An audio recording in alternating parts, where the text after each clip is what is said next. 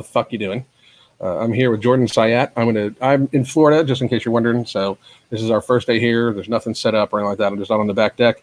I'm having a few beers, and I wanted to talk with Jordon Syatt.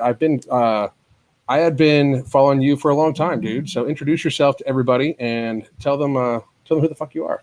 Well, thank you, man. I appreciate it. I'm having a beer, by the way, just so you know. It was a long day yesterday. I'm having a beer. I'm jealous, man. I'm a personal trainer, nutrition coach. Basically just try my best to put out the most accurate content that I can on a very consistent basis. So that's pretty much it. What got you started, man? Wrestling. So I was a wrestler from when I was 8 years old. And then when I got to high school, I made varsity as a freshman, and I had to cut a lot of weight. So I was cutting from 112 pounds to 103 pounds. And I was good from a technical perspective. It's crazy how they make kids cut weight. It's such a. We'll talk about that in a second. Go ahead. I hate to interrupt you. Go ahead. I mean, so I was good from a technical perspective and an endurance perspective, but I was a freshman going against juniors and seniors, so like my strength wasn't there. So I had to figure out how to get stronger and leaner at the same time. And basically, I found a gym nearby that I applied to. I was like, I'll work for free. I'll take the trash out. I'll clean the floors. Just let me come learn from you. And that's really how I got started in the industry. And ever since 14 years old, I've been coaching people. Well, that's awesome, dude. That's awesome. Like, I do find it fucked up that people. Excuse me, I just burped. I do find it fucked up that we make high school kids cut weight like that. That can't be good developmentally. It's the worst. It's like from a disordered eating perspective, all the way to like stunting your growth and your strength.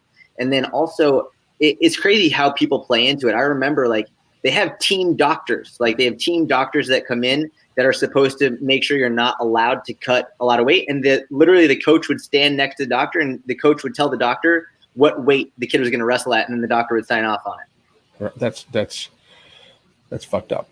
That's so. And by the way, the person that's up there right now, the comment, his name's KH Performance Labs. That's Kaz Hadjic. If you're not following Jordon, I suggest you do.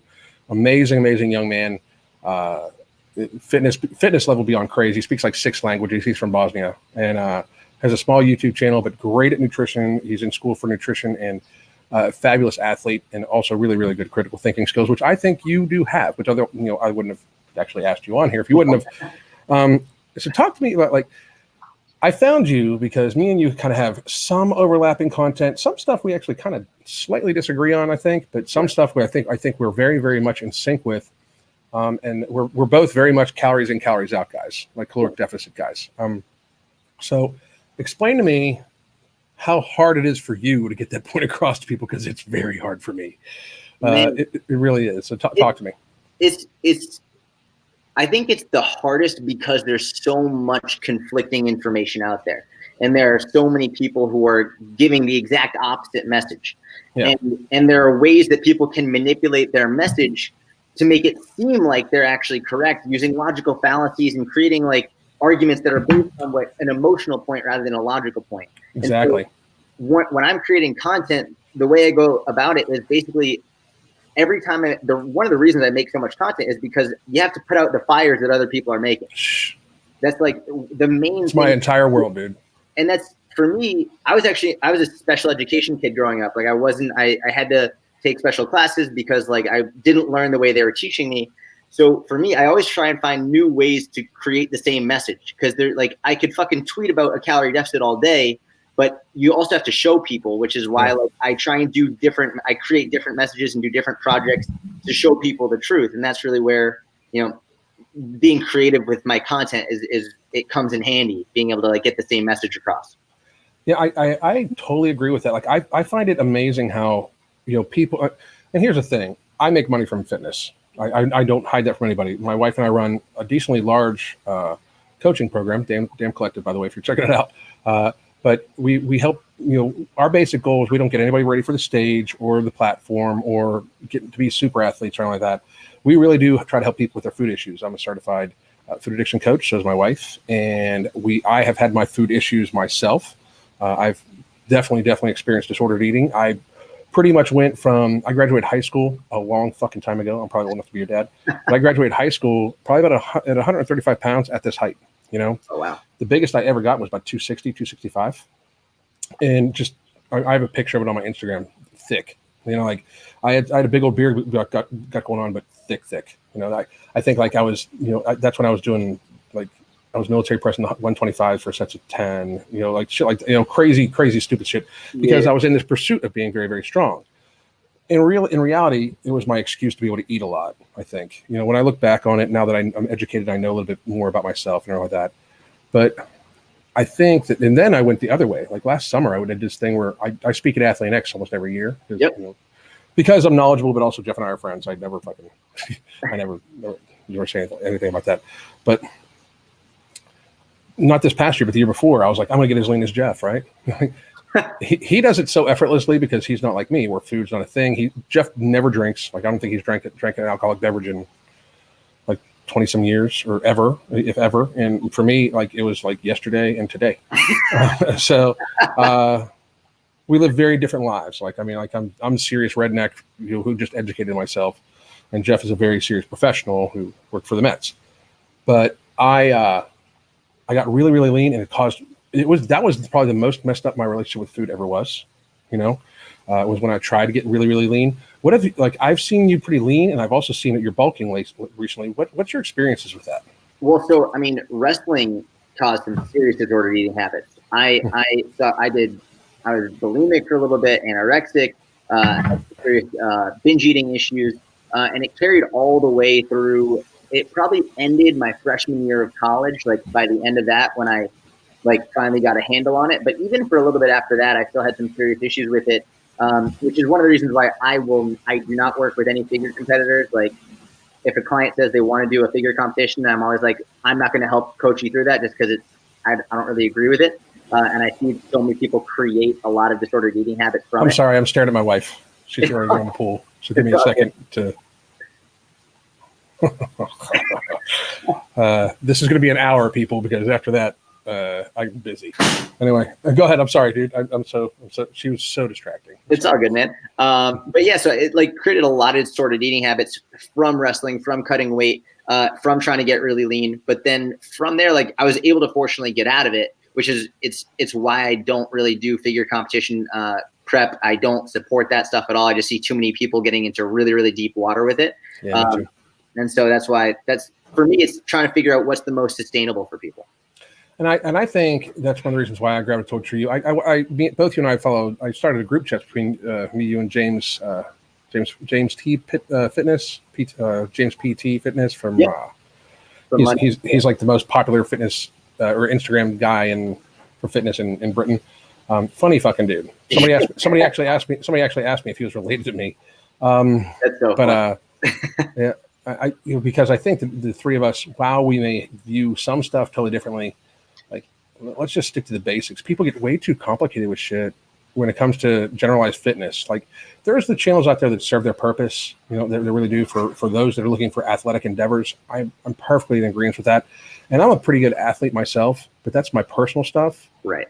I really try to make sure I deliver generalized fitness and facts, and that's one of the things I think you do well. That's one of the reasons why I gravitated towards you. And people that are watching, by the way, I am eventually going to have people on here that disagree with me as soon as they'll, if they agree to come on, pony up. But to me, that's what's being lost in fitness right now. Like, we're doing a very poor job as an industry of helping people out. We're misguided. Like, there's so much misinformation, and it's like they flood it with just kind of half facts / bullshit. Yep. Where would you think we combat this shit? Because I can't tell you how many people come to me like, well, this person convinced me that I could do this. This person convinced me that I could do that. I'm like, if you're 30, here's a newsflash to everybody. If you're 40 years old and you're just starting in the gym and you are deadlifting 225, the chances of you deadlifting 600 pounds are so. Why do you want to? Your body's not meant to. At that stage. My body has changed so much just from years and years and years of adaptation. I mean, literally, as you put your body under stresses and pressures and all like that, your body adapts, right? If you don't have the years and years and years of that, you're just not going to. But yet people are convinced it's this broad scale message of all you need to do is this and you have a six pack. All you need to do is this and you have this. What is the most infuriating one? Like if you could pinpoint it down to the most one. And by the way, just for those of you that don't know, I contacted Jordan like 15 minutes ago and said, you want to go live? So he's not prepared for this shit at all. But if you could list down one thing or just three things that you find the most infuriating, what would they be? I'll tell you right now, I got a DM a couple hours ago. This woman is telling me, she's like, I've been doing keto and it's been good. But I'll tell you what, the one thing I miss the most is fruit. And I just want to know, like, can I have fruit? Like, is the sugar just as bad for you as other sugar? And my response was, how many people do you know who've gotten fat from eating fruit? And her response was, she goes, well, I don't know who Dr. Berry is, but she said, Dr. Berry told me that fruit is going to make me fat because of sugar. And I was like, well, science thinks Dr. Berry is a fucking idiot. Right. Like, and that is like the idea that eating fruit is a bad option. It is one of the most infuriating things for me. Like, how fucking crazy is it to convince people that fruit is a bad choice? Now, what if they have a sugar addiction? I don't think people have sugar addiction. They absolutely do. It's absolutely real. I think it's actually a physiological thing and it's an emotional thing. So what if they're emotionally addicted to it? If they're to sugar in and of itself, the sensation of sugar. Well, in terms of the reason I don't think that people don't have a sugar addiction, like what is defining the addiction? That they have very little control of actually saying no to it, or like it's the same thing as like a functional alcoholic, right? If they take, I had a gunnery sergeant when I was in the Marine Corps. He could have a 6-pack in his refrigerator for months. If he drank one beer, the police would be arresting him because the cops would be calling.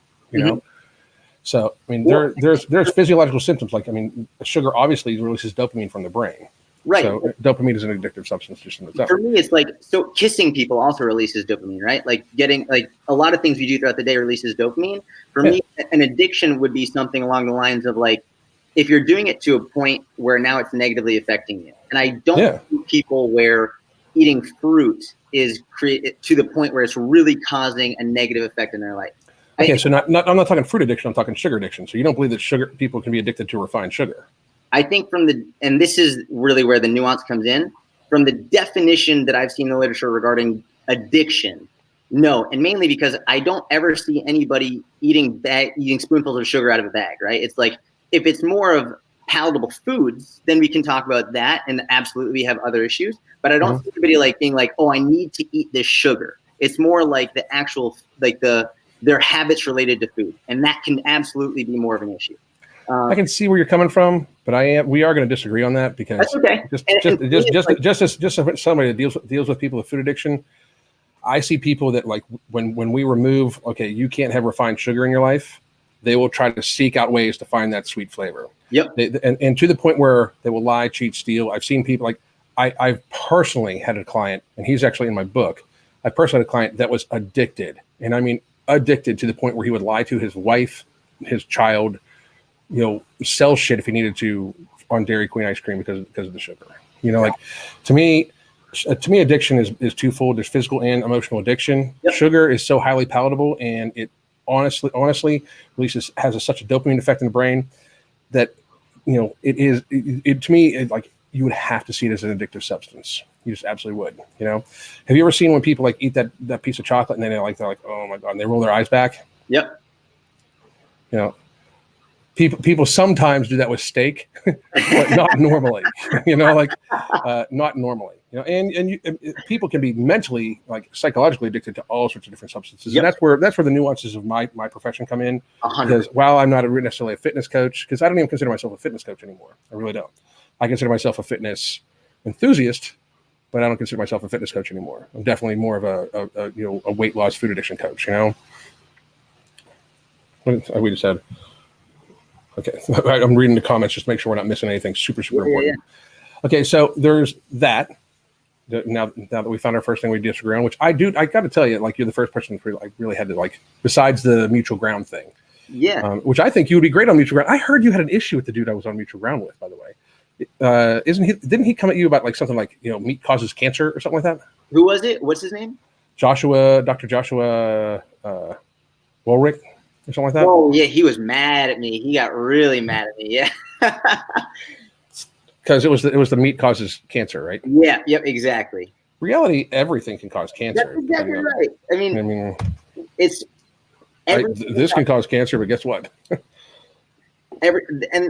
Everything can cause cancer, and it's one of those things where it's like to say that something definitively eating it, period. Mm-hmm.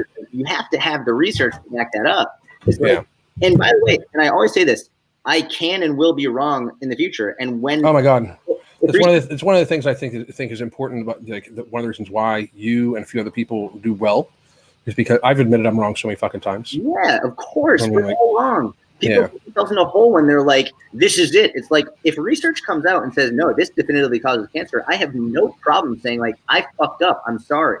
Like, that's it. Like, there's no issue with that.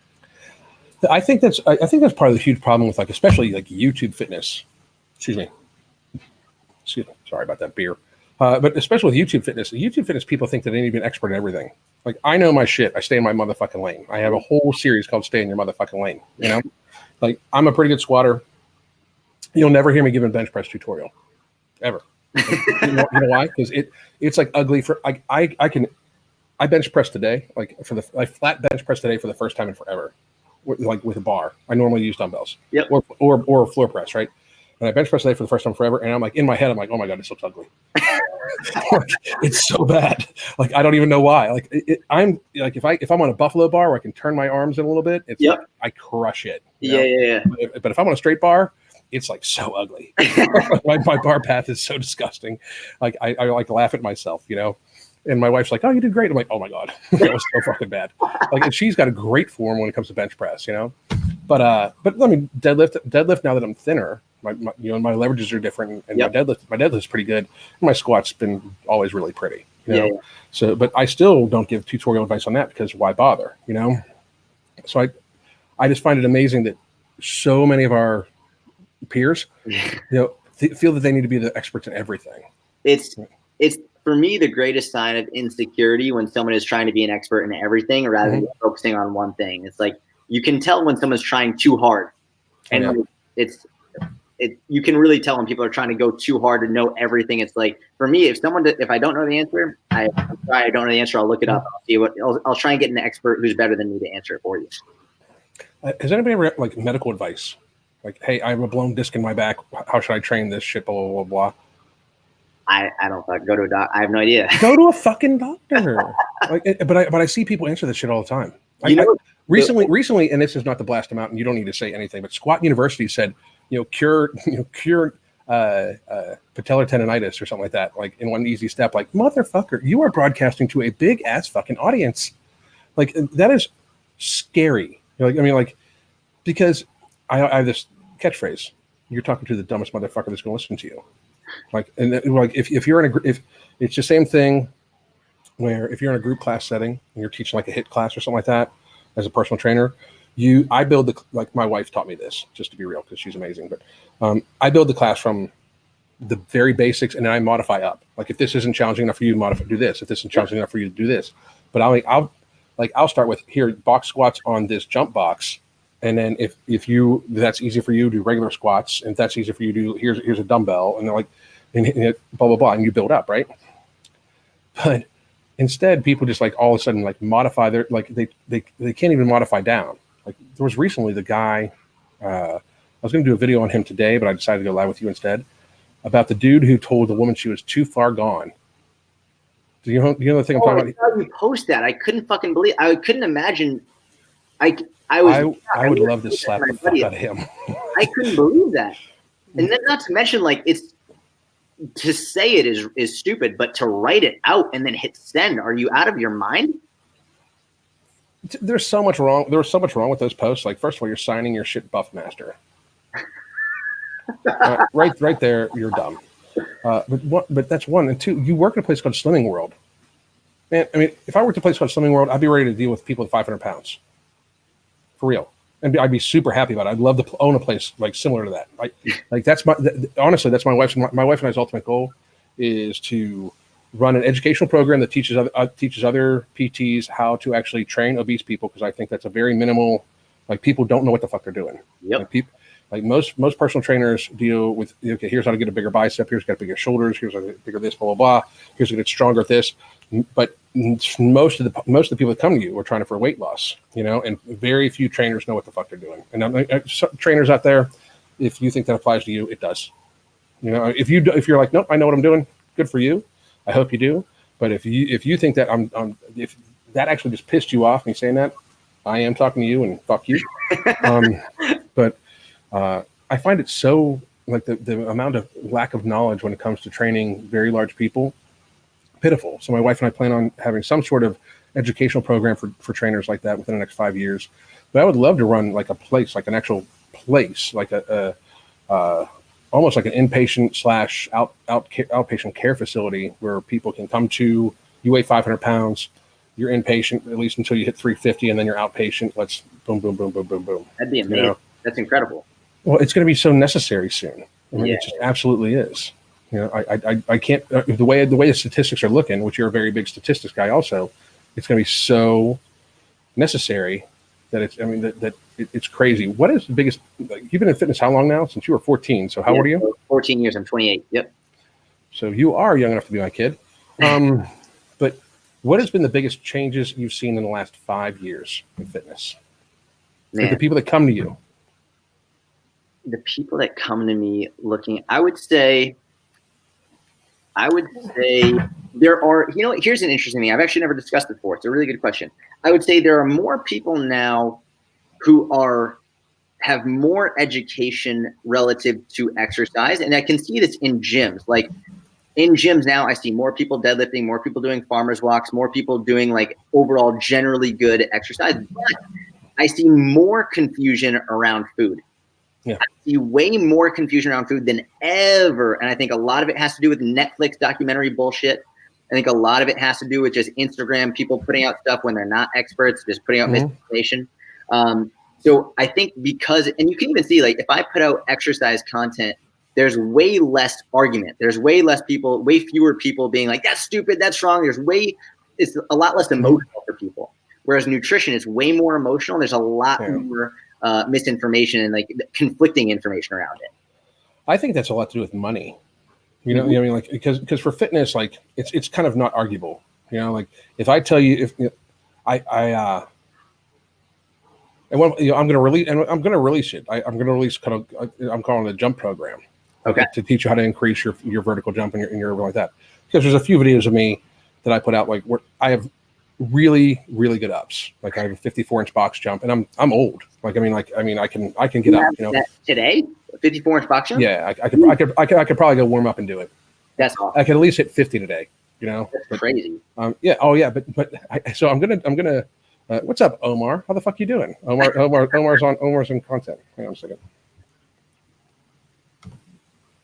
I love how he calls me a lad. I'm old enough to be both your dads.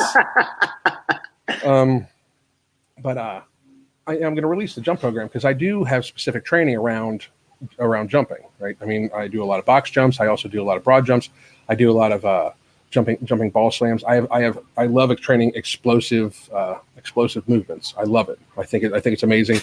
I think people don't do it enough. Where instead of, like, they think explosive movements is like the deadlift. That's not really it. Jumping, bounding, throwing a ball against a wall as hard as you can, slamming against the ground as hard as you can. That's explosive. You know, It's a difference between throwing a baseball and making a motion like you're throwing a baseball and holding it. When you throw it like you're holding it, you stop it eventually, right? Yep. If you throw it and just let everything into it, it's a different type of movement, right? And that builds explosive power. Yep. For those of you dumb fucks that don't know. But for me, also, I'm going to release, don't expect the same results, because genetically I am just pretty hardwired to be able to do that shit at my age still. Like when I was younger, I could 48-inch box jump up onto a fence and land on the fence, you know, and just kind of stay there. I don't try that anymore because my insurance is good, not that good. You know? So, but I think that people get misconstrued. I programs. I tell people if you're a beginner, don't buy my programs. I'm pretty open about it. If you're intermediate and up, okay. If you're a beginner, don't touch that shit. You know, because in reality, I don't want you to hurt yourself. You know, I really don't and my programs are pretty intense. They really, really are. You know, Yeah. volume training is what I use to get from 260 down to like 180 in like 5 months. So it's fucking intense. You know. Yeah. What do you find to be like the egregious acts of our peers? You know, the people that like are just out for the money. What do you find the most damning, like unforgivable? I think the most so here's the thing. I think there's a lot of people, and I think Instagram contributed to this in terms of Instagram allowed a lot of people who are severely unqualified to appear qualified. Oh my God. And dude, brilliant. Keep going. And so, fucking brilliant. So from here, I have the issue. The people I have the issue with most are the people who are qualified and make statements that are patently false, that they know are false, to make more money. I still have an issue with the people who are not qualified, but to them, I'm more attributing ignorance and a lack of effort to their stupidity, as opposed to the people who are actually qualified and saying things just to sell something that they know isn't going to work. That's the issue that I have, is really the people who know better and still do it. I totally agree. Like the people, again, it's still the people that try to act like they're experts in everything and try to sell them. Like there's no reason to buy a powerlifting program or to even listen to somebody talk about a powerlifting program or cutting program or something like that from somebody that doesn't specialize in it. And anybody tells you they're a general specialist is a fucking asshole. You know, I mean, they are. They're an asshole. I mean, like, you know, somebody said cough, V-shred. To me, that's the perfect example. Like this guy's talking ridiculous shit. Like on Instagram, he moved to Instagram after YouTube became a not friendly environment for him from somebody. But his stuff on, like, I literally just screen recorded a thing with him on Instagram where he's talking about like eat pizza, drink this Coke, you know, blah, blah, blah. Like, let's be real. I mean, I get it. Like, is it your birthday? You want to drink Coca-Cola? Okay.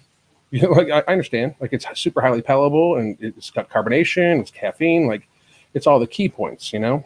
Yep. But to say you drink it every day, you know, I mean, like that's where you know you're making it very difficult to get in other nutritious food. And unless you're super highly active, you know, a very high caloric diet, high caloric intake is very, very hard to keep up with unless you're very active. Exactly right. Like people see the bodybuilders talk about everything they eat and they're like, oh, I'm going to eat like the one of my favorite ones. I'm going to eat like The Rock. Motherfucker, you're not The Rock. Yeah. You know, I mean, like that's the worst. yeah, like he's 265. Lean. Like yeah. Almost fucking cute. So he's probably like in reality, he's probably what? He's probably like 235 pounds of lean mass. Yep. Like for real. Okay.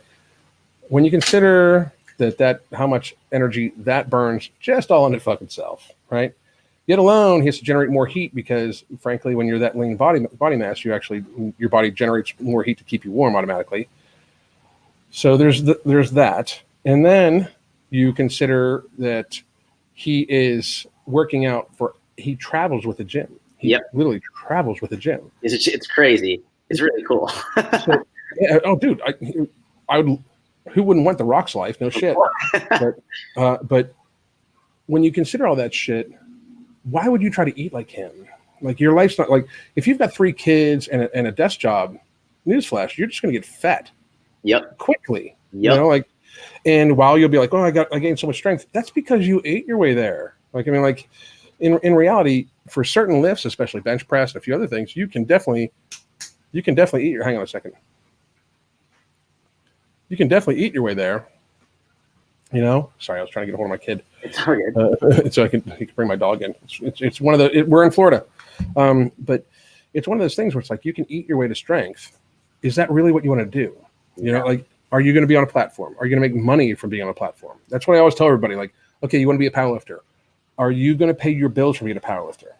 From burning yourself out that hard? Are you going to actually make money from that? Even the best powerlifters don't do that. Like, you don't make money from powerlifting. No, at all. Like, I mean, unless you're like I'm good friends with Casey Mitchell. He has, you know why? He's turned it into a business. Right, exactly. You know, like, and Casey powerlifting is very fucking different than a normal person powerlifting anyway. Yep. You know, like he was actually blown the fuck up, which I'm going to have him on here before too long, by the way, everybody. But he was actually blown the fuck up, and still, I mean, he's called the one-leg monster for a fucking reason, because he's got one leg, you know, and he still powerlifts way more than me. He's way stronger than me, you know, and he's way stronger than me at his age too. Like he's just stronger than me, always, you know. And he doesn't make money from the actual powerlifting. He makes money from, you know, being Casey Mitchell. Yeah. You know? And I think people they misjudge like the money making thing about this. Like, I don't make money from being me. I make money from coaching. Right. That's reality. That's how the bills are paid. YouTube, a lot of videos aren't even monetized, just to be real. And I mean, with how much I swear, no fucking wonder, right? And I think that a lot of Instagram people, like, I don't see you endorse a lot of shit. I'm sure you get tons of offers. Like, I don't do tons of offers. Anything. Why not? I mean, I don't use anything. I don't use anything. Like, for me, like, you don't even use pre-workout at all? Coffee. I just coffee. Like, and people send me stuff. People ask me to do, like, CBD is the biggest fucking thing right now, which is so, like, beyond obnoxious how many people reach out about that. Yeah. But, like, I don't use it. And for me, I don't feel comfortable saying, hey, use my fucking code to buy this thing that I don't actually use. So that was my thing. I do use CBD. I like it. You know, like, amazing. But I tell you this right now. I mean, I tell you this right now. As soon as weed's legalized in the state I'm in, and probably Florida's coming up soon. Another reason why I might be moving here. Well, I'm definitely moving here, but I'm hoping soon. I would switch to that instead of CBD right off the bat. Of course, but for me, I don't have anything because it is actually natural medicine. You know, right? I have nothing wrong with weed or CBD. I can't support it without using it. Good for you. That's my big. It's like people say like I'll give you a code and you can push it. I'm like, I can't. Like, I haven't even used it. Mm-hmm. Well, I think that's the big difference. Like, one of the things, like, because I still do use pre-workout. Like, I'll drink coffee, but I have a tendency to drink way too much coffee, and I got a high caffeine tolerance. You know. Got it. But I also, for me, like, especially if it's a picture day, like my buddy Casey he has a supplement line that has a really good vasodilator. And it's just science. Like, if you have citrulline malate and a few other things, and you've been stacking creatine and beta alanine together, it does have a vasodilation effect. So, yep. Like, as long as you're drinking enough, as long as you're hydrating enough, when you all of a sudden then intake, you know, fluid and then put yourself under a pump, like, fucking huge, right? Of course, yeah. Is that pump important? Not really. It's just, in the long run, no, it's not. It's great for pictures. Is it going to help you in the long run? No, not even a little bit. I used to use pre-workout. I stopped for two reasons.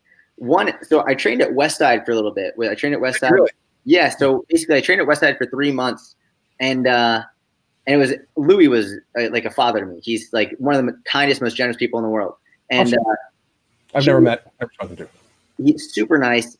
But what he told me, and basically, like, for whatever reason, like, I really just bought into it. He was like, because I was competing at the time. I competed in powerlifting, and he was like, I want you to save that intensity for the platform. Like, I'd rather you be lower intensity during your training sessions so that when you actually hit the platform, it's like the ultimate. And I haven't competed since I was 24, but I still follow that. And then I never got back into it. Plus, I was like, I don't want to spend the money on it, but I have nothing against it. Yeah. I mean, I get sent free stuff. So I actually have a whole video about how to make your own pre-workout that actually works. Nice. Like a very, very cheap, like, budget. Like, you order the bulk stuff from Amazon and blah, blah, blah, you know. And I personally love my caffeine. There's plenty of statistical information that shows that it actually helps increase focus and strength. Blah, blah, yeah, blah, of course. You know, and I'm a big, like, if you can show me the science behind it, I'm down. You know, I'm a big believer in that. I'm just wanting to make sure my mic's still. I think there's a lot of people who sort of, if you don't use it, they all of a sudden think you don't believe in it. It's like, it's two different discussions. Like, just because I don't use certain things doesn't mean I don't know that they work. Right. Oh yeah. I mean, that's the thing too. Like, I don't speak on shit I don't know. Yeah. I mean, like, I've had so many people talk about, like, what do you think of this person's channel? Like, you just mentioned Westside. Never run their program. I've never like. I started writing my own programs forever ago, so I've never run the program. The only program I've ever speak on is Rippito, and I think he's a liar. So I can talk about him. So I mean, I don't think he's a liar. I mean, he's a liar.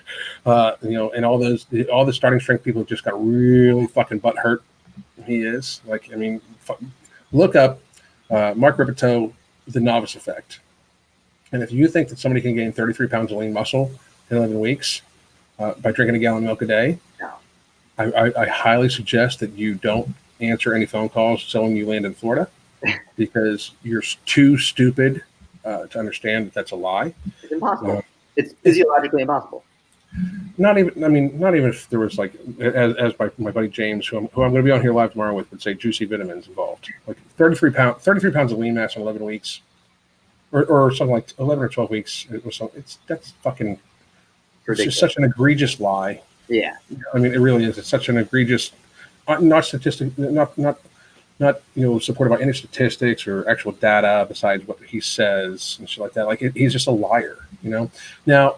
There is like barbell medicine is Matt, God, his name's escaping me, but he actually ran Starting Strength, the online program, for a while, and then I think they've now since broken away from Rippito because I don't know why. I'm assuming liar. But that's my thing. So for all you butthurt Rippito fans, I wish you would have unfollowed a long time ago anyway. So bye, because you're too stupid to watch me and wouldn't understand what shit I say.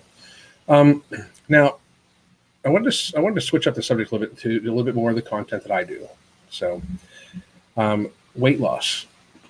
Like, how many clients do you have? Do you still train people in person? I have one in-person client, Gary Vaynerchuk. He's my one in-person client. Okay, but do you train people online, or is it mostly just programs and stuff like that? Oh no, I train people online, and I also have a membership. But I have Gary's my one in person, then I have one-on-one online coaching clients, and then a membership. Sweet. How many of them are obese? Sorry, what'd you say? How many of them are obese? At this point, I have 2 or 3 obese one-on-one clients right now. Like what differences in how you train them and how you train other people?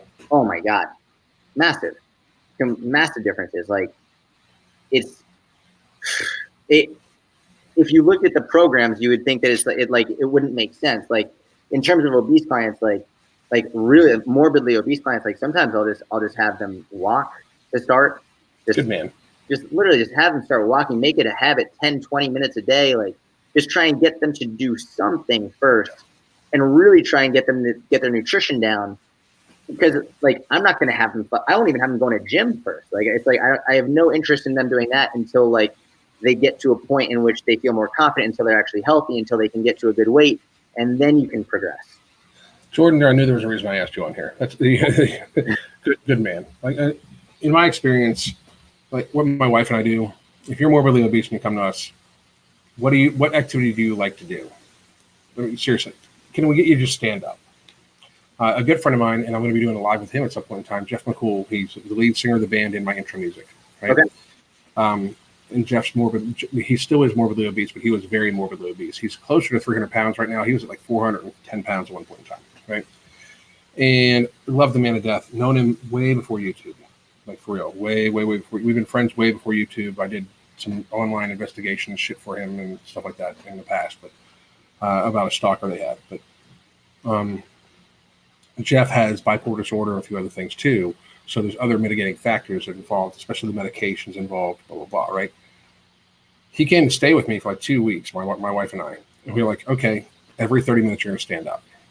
That's how we literally started him. Every 30 minutes you're going to stand up. And you're going to stand up for 30 minutes. Then we set his watch that he would remind him to wake up. Then he stayed at a hotel for the second week. So the hotel had a pool. You're going to swim for 30 minutes in a pool. Low impact. No impact on the joints, because it's painful. Yeah. Like when you're 400 pounds, and here's the thing, people. Like I know there might be some of the fat acceptance people that are trying to fucking be pissed at me right now. If you're 400 pounds, I don't give a fuck how tall you are. If you're 400 pounds, your joints hurt. Like unless you're like 7'6", your joints are going to be under some stress. Period. Even Brian Shaw is saying he can't wait to lose weight. Yeah, of course. I mean, it's physics. That's the thing. It's fucking physics, you know? And so we had him swim for a while. And then I started taking him to the gym with me every morning, you know, getting into the habit of, okay, at 6 o'clock, you're awake. At 6:30, you do this, no matter what. And then on the weekends, when he would normally be touring, we were like, okay, at 9 o'clock, you're awake. So every week, we did that for week after week after week. It was like during the week, it's 6 o'clock. On the weekends, it's 9. And then back to 6, blah, blah, blah. And Sunday night was early, no matter what, you know. It's a building of habits because most morbidly obese people don't have them. So training, like we were talking earlier, training a morbidly obese person, training people that are very, very overweight is completely different from training. And that's why most people, that's one of the reasons why you and James Smith PT and stuff like that, that's why I like you guys, because it's fuck all this, well, what about my angle of my wrist when I curl? I don't give a fuck. I don't care. You're not, if you have not worked out in like 15 years and you're going to do a set of 20, you know, which is what I'd probably have you do, you're not going to be using any weight significant enough to hurt you. You know, like, I mean, in reality, like it's going to be very clear, you know, like when you have not touched a weight in 20 years, you should start with your body weight almost. Like just move your fucking arms. Absolutely. I mean, shit, my wife does yoga, like seated yoga classes with some of our obese people. Like just move your arms. Do that every half an hour. So do you think with the differences in how people are right now, do you think with the different stages of knowledge, should there be some sort of regulating body, like actual regulating body over personal trainers? I think in an ideal world, yeah, there should be. And it should be very, very, very strict. And it should be and it should not be easy to get through. It should be a serious course that you have to pass through a lot. The issue is most certifying bodies are a business in and of themselves, and they benefit from having a lower standard so that more people can pass and pay them. Well, I got to be honest with you, because my wife and I are looking into this right now, because as I said earlier, we want to have, you know, almost like a train people how to train obese people. Yeah. Now we want it to be where we actually help as many people as possible. I'm actually startled by the low amount of hurdles. Really? Yeah, I'm startled by it. To say you're nationally certified, the amount of hurdles is very low. Jesus, it's insane. You know. Now I'm gonna do it up. Like, I mean, like I really want to make it so like I can show it's a thing. You know, like I mean, like I don't want it to be something where somebody can like watch a few videos and pass. Absolutely. I want it to be like study, test, understand, know, like I almost, if I could, because I plan on employing a few psychiatrists or psychologists for it, where they can actually write or interview people. Yeah. To pass it. Because when you deal with severe weight loss, there's almost always food addiction. There's almost always some sort of disordered eating involved. That there's a huge psychological component, right? So if a regulating body would, how just on your guesstimate from what you see on Instagram, how much of Instagram would that decimate? 98%. I agree. At least. That's like I would say at least 98%. It doesn't take much to notice. Like some of the shit that people say is so outrageously awful, bad. You mean shit like it's not calories in, calories out, it's your hormones? When people talk about hormones, that's when it really pisses me off. It's like, you're not an endocrinologist. What the fuck are you doing? You don't know anything about hormones. What the fuck are you doing? Well, it shows such a lack of understanding of the topic. And I mean, it's Shelly Durant or whatever, Shelly Darlington is her name. She made a video about that, like where it's not calories in, calories out, it's your hormones. Jesus. That shows such a lack of fundamental understanding of what calories in, calories out means. and she had a huge backlash about it. Like she made Instagram stories where she's so pissed. You don't know what the fuck you're talking about, woman. Like, I mean, like in reality, if you don't think that calories out is a huge, calories in is decently complex still, because no 4-ounce piece of chicken is the same as another 4-ounce piece of chicken. There's different hydration levels. There's different blah, blah, blah. You know, different fat levels. Okay, so that's complicated enough. Calories out is actually a very complicated equation because it deals with people's hormone levels. It deals with people, you know, it deals with their activity level. It deals with their height, weight. Literally at that time, it deals with their hydration levels, their sleep levels, everything like that, right? Like how are they sleeping? which sleep cycle they've been in, everything. So much shit, right? And to say it's not calories in, calories out, it's your hormones, just shows such a fundamental lack of understanding of that shit that you should just shut the fuck up. Calories in, calories out is literally thermodynamics. Yep. It is fucking energy. Energy cannot be created and destroyed. Period. Like, I mean, I'm sorry, but if you can't understand that, you should literally shut the fuck up and go back to your booty workouts. Yeah, I mean, you cannot be taken seriously enough when you actually state something like that and then have your next video be like, here's your under booty workout.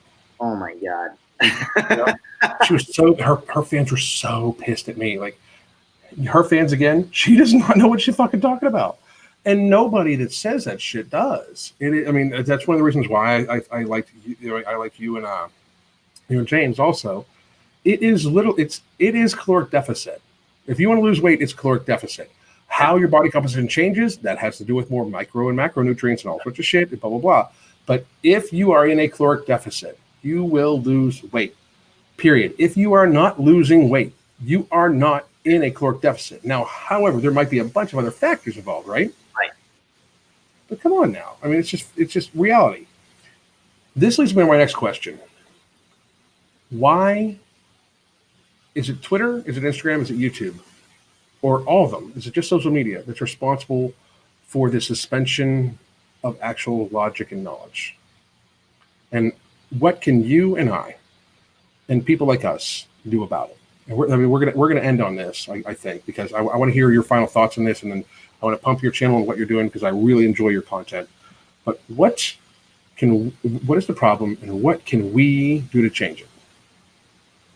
I think if I really were to boil down the root of the problem, I wouldn't say it's social media or any one platform, because in the same way that there's a lot of bullshit being peddled on these platforms, there's also a lot of good, right? So it can't be that it's the platform, it's the users on the platform. And among the users who are, in my opinion, it's the users. The biggest issue are the users who know what is actually correct, and they are still saying the things that are incorrect for the purpose of making a dollar, and or the people who don't know enough but are still so confident in saying what they believe in order to make a dollar, right? It's based around saying their beliefs in order to make money, regardless of whether or not they actually know what they're saying. And right. That's where the only thing that I've found to make any worthwhile impact is to create more and more and more and more content that puts out those fires. That's really, like, for me, every day my goal is putting out more content to water down these fires. If I'm not getting DMs saying I've been watching you for a year, but whatever you just did really changed my view on this, those DMs, those messages, those emails are letting me know that I'm doing my job. If I'm not getting people telling me that, like, hey, this changed my life, hey, this changed my mind, hey, this is the proof I needed, then I'm not doing my job. And that's what allows me to realize what content is good and what content is just filler content. And the more I can really, really, really create content that's creating change in people's minds, that's how I know that I'm doing the right thing. I really agree. Like, to me, I get the way I speak, I know that people are not gonna like me, especially people that I tell, like, I show the facts to, like, you're unhealthy. Yeah. There's a certain degree of the facts acceptance movement, like a lot of Tess Holiday fans and a lot of people that that support the facts acceptance movement and like that. Instead of choosing to hear my words and what I'm saying, they just hear the swearing, and they hear. But then the swearing is part of me. Like, I'm me. Like, eventually, when we meet, you're probably I hope to meet you someday. But you'll see, like, this is me. Period. Like, I mean, like, I'm unapologetic about who I am. Can I not swear? I was a businessman. Of course I cannot swear, but I choose not to, and I don't give a fuck. Like, I work for myself now. I don't need to. Right. I swear in front of my parents. If you don't like that, I don't fucking care.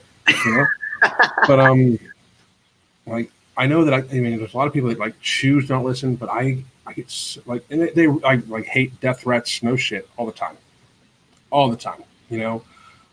Like, I'll find where you live, and, like, I'll send them my address, because, like, you're acting, whatever. But dare you? What the fuck are you gonna do? Anyway, but that's a dumbass fucking thing, to threaten a felony and then show up at somebody's house. Yep. You know, but I personally think that like the messages I get are like, you know what, you woke me up. I've lost 60 pounds because of you. Yep. I have one guy, his name's Jorgensen, who's the first guy to ever buy my volume training program. And I spoke to people like when I first put it up for sale, I was like, this changed my life. I hope it changes yours. There's no reason to live the way you're living. Who gives a fuck what you're lifting? Because my volume training program is based very much about low weights, high reps, and a very short rest periods. It just is, it's volume, and the overload is not based off of weight. The overload is based off of decreased rest time.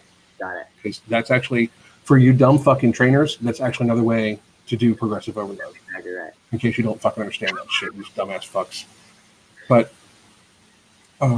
he sent me a message. He was like, I just completed it. He was the first person to buy it, right? You can tell from Shopify, right? He was the first person to buy it. He was like, because of you, I lost 65 pounds. I'm playing with my kids. My wife and I's relationship better. He was like, I was so depressed, I was going to kill myself, and you changed my life. It's amazing. That's magic. It's incredible. I don't give a fuck what nobody else says. I really don't. Like, after one, like, I saved his life, and anybody's like, well, because I get accused of fat shaming all the time. If I recite facts, that's not shaming. You don't shame people. I don't shame people. I don't see it as that. I really don't. And I'm sorry. Like, I would, if somebody would shame one of my clients, like fat shame, like he calls them some derogatory name based off of how their appearance, if they do that in person, I don't work for anybody else. I might go to jail. Just reality. I'm not saying the person would whip my ass because I'm not going to act like the all tough guy. I'm fucking whatever. But I definitely fucking break their hand on my head. That's this thing. Like, I think that people that do stupid shit like that, that's disgusting, and that goes against what we're saying. Like, there was the recent chick on Piers Morgan. You see that shit? No, I didn't see that. She was like, we should fat shame more because it will get people to stop eating. Shut the fuck up. That doesn't work. How about let's educate people? Yep. That's what I do. I say over, and people are like, okay, we get it. No, people don't. I say over and over and over again, you're exposing yourself to 13 different types of cancer at a higher rate than even smoking. You're exposing yourself to osteoarthritis. You're exposing yourself to this, blah, blah, blah. I think that, like, shaming has got to be such a word, such a defense mechanism that people are avoiding it. And to me, we need more people like you, James Smith PT, James Linker, a bunch of people like John, who you're friends with from Obese to Beast. We need John, Michelle McDaniels, my friend Dash over at Soul Enormous, although the nuts on chin's thing's a little crazy. But we need people like, and Dash, I love you. We're about to do something together here soon while I'm down in Florida. But we need more people that are just saying facts, because in reality, fitness is not as complicated as what most people think. That's right. If you have somebody that's trying to overcomplicate shit, they're lying. Yep. It's not that complicated. Unless you want to be like, it gets complicated when you want to be an upper tier athlete. Yep. That's where it gets complicated. That's where it's nuanced. But in reality, move more, eat less, burn more calories than you take in. If you're not losing weight, you're not burning enough calories, or you're taking in too many. Yep. Super easy, So that's why, dude, I wanted to have you on. I tell everybody where they can find you, find your shit, tell them your website, tell them what programs you offer. I'm going to give you the floor. And I mean it. Like, I do this for everybody. Like, this isn't about me trying to make money. This is about me trying to make sure that people that are delivering really good content that I think help people get their message out. So tell everybody where they can find you. Tell everybody where they can find your programs, your coaching, everything like that. Please go ahead. Thank you. Well, so here's what I'll say is, I'm the same way. I'm like, not trying to make money. I don't want anyone to buy anything from me until if you look at my content and you like it. So I would say go to my YouTube, Jordon Syatt, SYATT. Go to my Instagram, SYATT Fitness. If you like the content, DM me, email me. I'm happy to answer anything. But that's pretty much it. Don't buy anything until you actually look at it, and hopefully you like it and it helps. Fuck, I like you even better now, man. All right, dude. I tell you what, we'll talk more, because I got to find out how you're killing on Instagram. Like, Instagram, like, I got a warning from Instagram today. Like, they were like, really? Yeah. Because, dude, people will post, like, people will comment, like, shit to me, where it's like, hang on a second. Somebody just said, Joe Rogan got to have Alan on. Would be like, tell him. I love Joe Rogan. No shit. Tell him. Either that or fuck Rogan. Well, not fuck Rogan. I'd like to be on your podcast, Joe.